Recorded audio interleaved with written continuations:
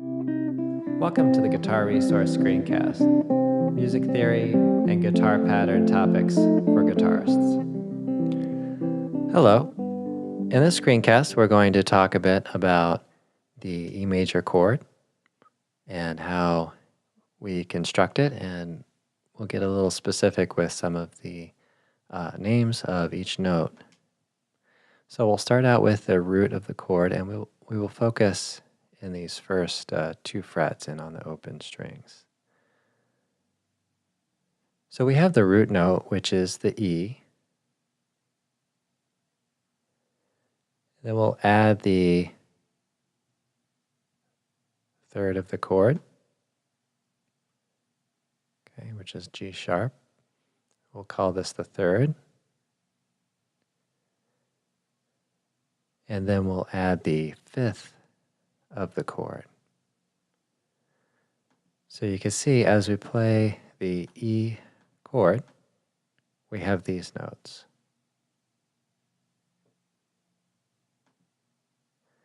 So let's construct this a little bit out of the E major scale. So we'll put a few more notes in here. So as we count up, we would count E as the root. Okay. Otherwise, you might say it's 1 because we follow by 2, 3, and so on. But the convention is to call that note the root. So that's what the R is there for. So as we count up the scale, we have the root, 2, 3, 4, 5, we already have there. The 6, okay, the 7, and the root. Okay, so I will refer to this as a major 7 to not confuse it with the flat 7. So all we can do is just kind of count up. Root, 2, 3, 4, 5, 6, 7, and root. And then we have the major scale.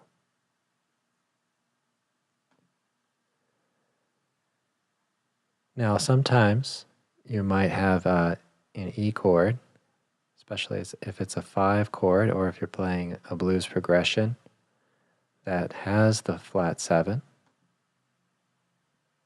like this. So you could even play the chord like this by omitting the 3rd finger here and letting the 4th string ring open.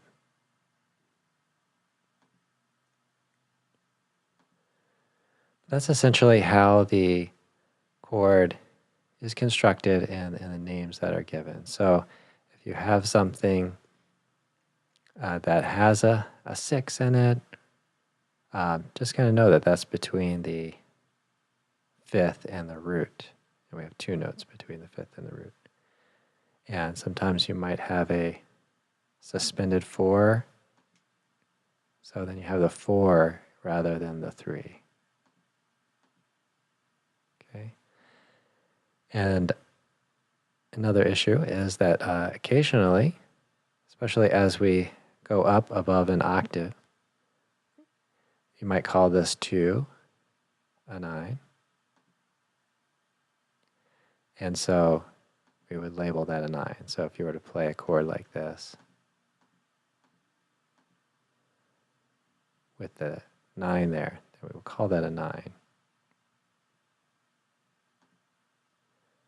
But that may be getting a little advanced for now, but just kind of know that when you play a major chord, you're using the root, 3rd,